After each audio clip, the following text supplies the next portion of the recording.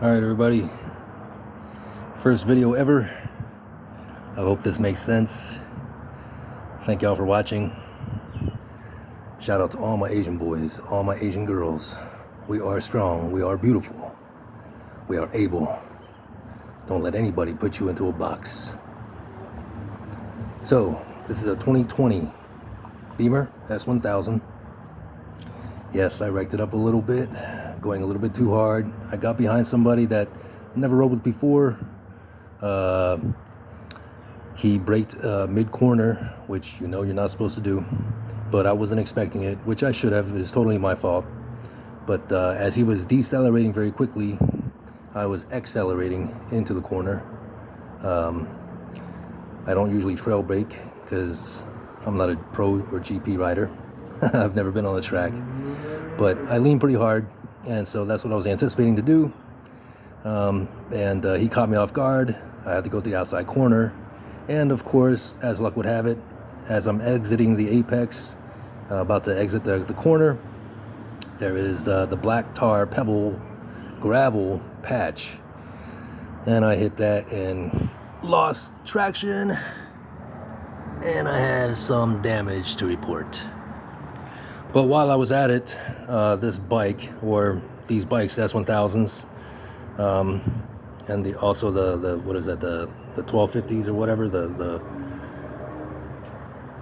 adventure tours are known to have engine problems. If you have anything that says fault in the engine control, so on and so forth, it might be the spark plugs. I went to the dealer and they said that it was spark plugs and coils.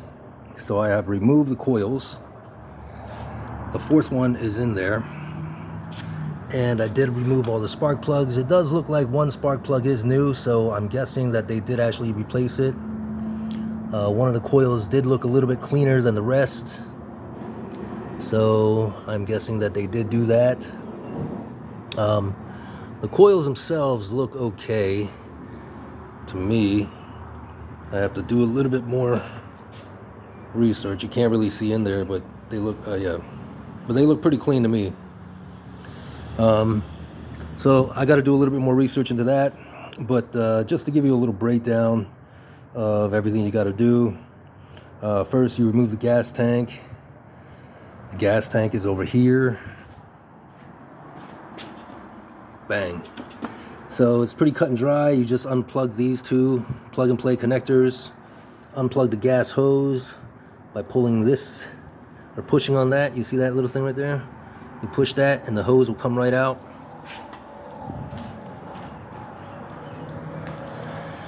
So then after you get the tank off, you'll have to mess around to remove all of this, the wiring harness, the ECU, and all that crap right here. It looks like it's crazy hard, but it really isn't. You just got to be careful. There is a lot of zip ties that you will have to take off and put back on eventually. See, there's a lot of zip ties. But yeah, it's actually not that difficult. I've got this covered to protect it from dust and whatever. So here you can see, this is the other coil that I have right here. And this is the first one. It's the first coil. And so here's spark plug 1. Right there, spark plug 1, plug 2, plug 3, and back here is plug 4. Now some people were saying that you need a special tool. I didn't need a special tool. I just took some trusty old channel locks. Just got to be careful. Don't squeeze too hard. Squeeze gently, and then slowly, gently lift up on the ignition coil, and it will pop out, and then you'll have to draw the rest of it out. Now these plugs right here, ignition coil plugs, these ignition coil plugs are very, very hard to get off. You have to push back this little gray tab right here. See, that's the engaged position, that's the locked position, and then you have to push that back. What I did was I used a screwdriver. I actually had to use a screwdriver and push into it like that because my hand was too big. I couldn't actually get behind to the gray clip in the back. So if you gently push that out, you'll be able to basically free that. Once you free that little clip, you will push that clip down, okay? So you will push this gray clip down, and that will allow you to slide this out. I checked the little terminals here. Nothing looked burnt or corroded. So I'm hoping that if I just replace these other plugs, it will take care of the issue. What else can I explain for you? Yeah, don't be afraid to work on your own bike, guys. It's gonna save you a ton of money, especially if you've been riding for a while. I've been riding for quite a while, since my 20s. I've been riding, so it's been a while. What else can I explain to you? Oh, okay, yeah. So I broke off this this fairing stay bracket. This is an aftermarket part. It's not a genuine part. Don't be afraid of the aftermarket parts. You will have to do some modification, which I did have to do to this, just so you know if you get to it. If you ever have to do this, hopefully you won't. But this right here, that right there, I had to actually file away at it. See, on the one that I broke, on the original, goes like this. The original goes like this, okay? That's the side I broke off, okay?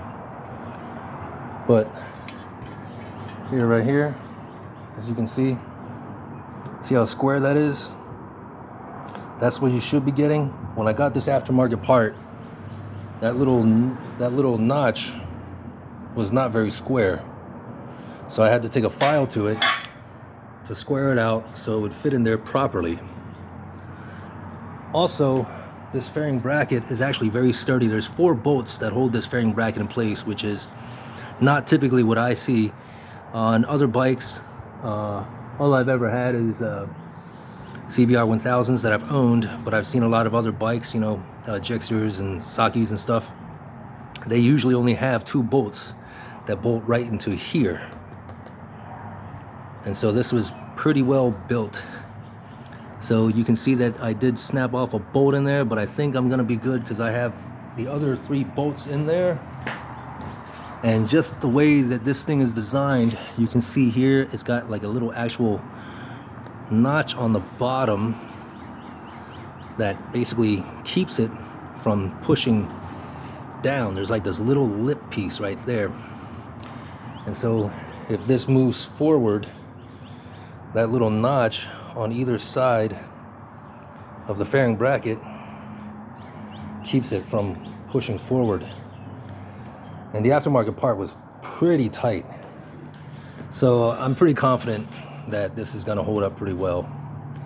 Now, another thing I'd like to show you is these little tiny things right here. What this is like some kind of locking tab. You actually pull this out. I can actually show you with my last one. And getting those 2 bottom ones were a pain in the butt. It was a real pain in the butt. Oh yeah, another thing, because this aftermarket part wasn't completely designed exactly the way BMW designed theirs, okay?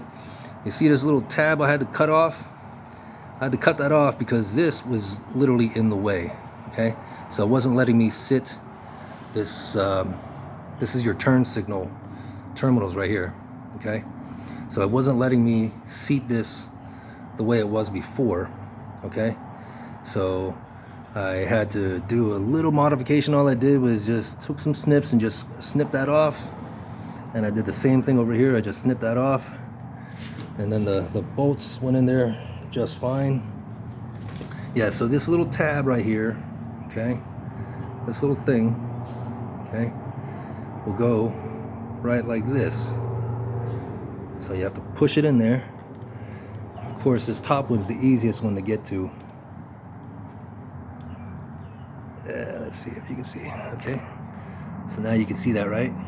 Okay, that's how that will go on.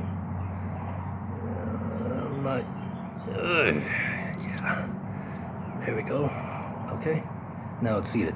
Now your dash, your instrument cluster is fully secured with those little tabs. At first I thought that they screwed out. I really didn't know how that worked because I'd never seen these before. And I've worked on a lot of different bikes. Not saying much about myself, but I just never saw them before. So yeah, all you do is you just take like a screwdriver or something and take that little lip right there and just pop that out. Just make sure you don't lose it, because it is important. What else can I tell you? What else can I tell you? Yeah, so that's about it so far. Yeah, guys, I'm just doing some minor stuff, and this looks complicated, but it really is not. I'm telling you. I think I've only spent about maybe just about 5 hours so far, and I was able to get all those fairings off, the gas tank off, my air dam, or air scoop, whatever you want to call it. I was able to take that off, and my fuel injector slash air box, which goes right on top. And as I continue, I will go ahead and update this video.